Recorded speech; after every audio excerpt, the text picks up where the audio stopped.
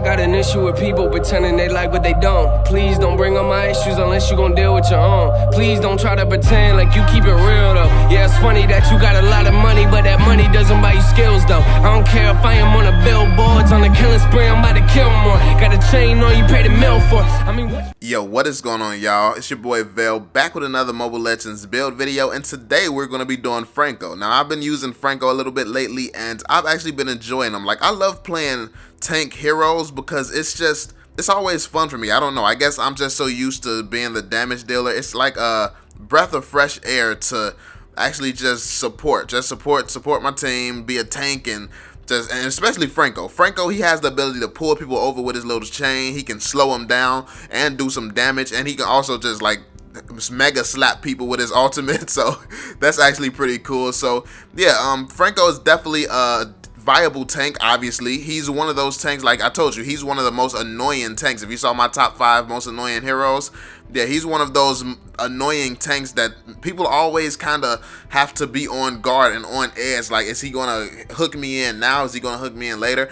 And that I'm also pretty good with his hook because, like, I didn't think about it from the perspective of if I was going against Franco. I know when someone stops moving, they're about to hook. So I try to keep doing the same pattern. If I'm staying to the left side when I'm about to hook, I'ma still stay to the left side. I'm not gonna stop in the middle. I'm not gonna go to the right. I'm gonna still continue my same patterns so I catch them off guard. So there's no way they can predict when I'm coming. But that's just me thinking from over analyzing situations, I guess. But let's get into the build I use. Obviously with a tank, if you all saw my Tigreal build, I like to build up a lot of health because that's what I'm supposed to be doing. When you're a tank, you're supposed to be absorbing damage, especially with Franco. You're supposed to be absorbing damage and getting picks. That's what you need to do. You need to try to hook one person and try to just be able to take damage. That's your job. That's your role. You shouldn't be dealing a bunch of damage and all of that. Like, it really annoys me when I see a bunch of tanks getting a lot of kills in games,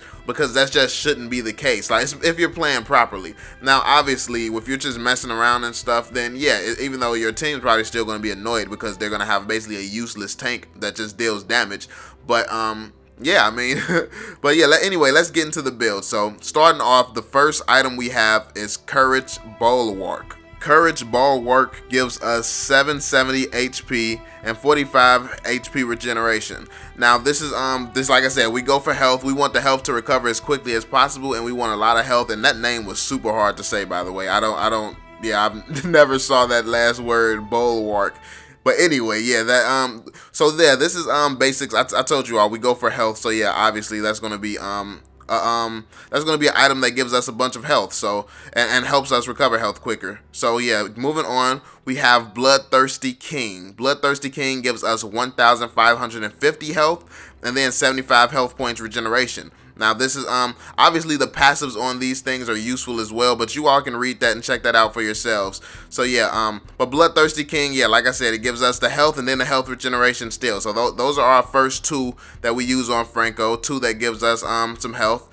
Then moving on to the third one here, we have Oracle. Oracle gives us 800 health, 35 magic resistance, 35 health regeneration, and a 10% cooldown reduction. Now obviously the cooldown reduction is good for the abilities. It allows you to hook more often, and it allows you to basically use all your abilities way more often.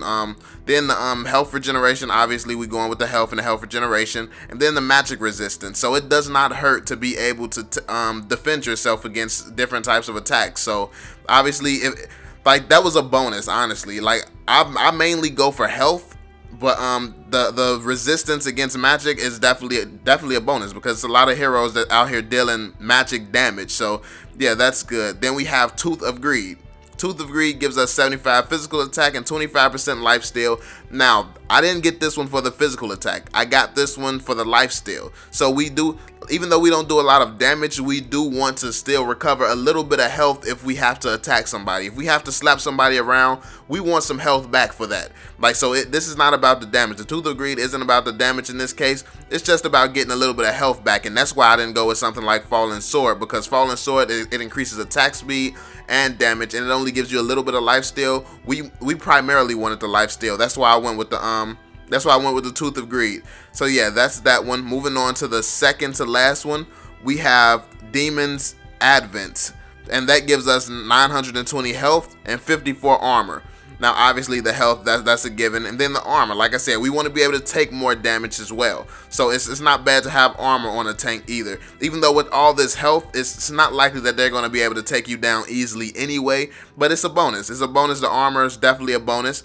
Moving on to the last one here, we have Heart of Steel. Heart of Steel gives us 880 health, 30 armor, and 35 health regeneration. So basically we go for the health again, the health regeneration, and then we have a little bit more armor. So yeah, this is basically, like, as you can see on tanks, I really just run a lot of health. That's my job. My job is to make sure whoever I'm supporting doesn't die, or if I'm just protecting a tower, my job is to make sure they can't get close to that tower.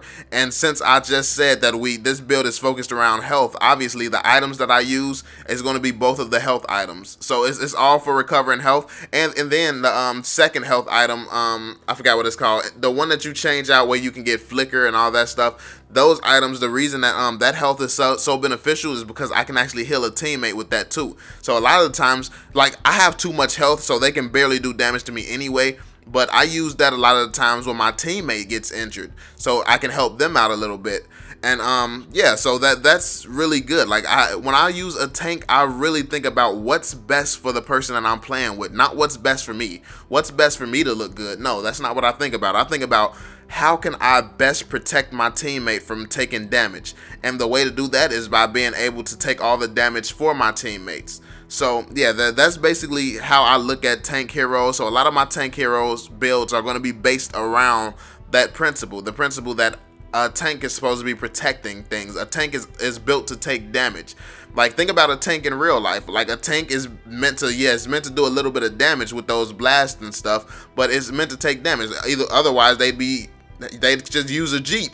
But instead of using a Jeep, people use tanks, and the reason for that is obviously because, like, tanks are just capable of taking more damage. So that's my philosophy behind it. That's what I'd use on Franco. Let me know what you all think about this build in the comments section. Let me know what you like to use on Franco. Would you go with more damage? Would you try to put some movement speed on him? And that's another thing. I don't necessarily use movement speed on Franco because I have so much health. It's not likely anyone is going to anyone is going to want to chase me and try to kill me. And also, like, my teammates, they never get super low health where they're just going to try to run and leave me. Like, I'll always have support because I do my job and I protect my teammates from taking damage.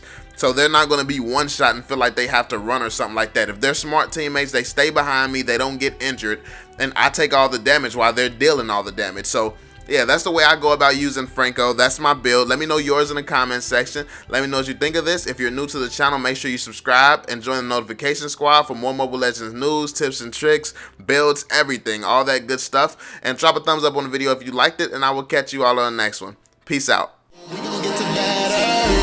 Life gets so much better than it is right now. We going so high up, we never will fall down. Told them I'ma make it. Where I'm from is dangerous. Niggas get AR just to make it out. Gotta do it for my family.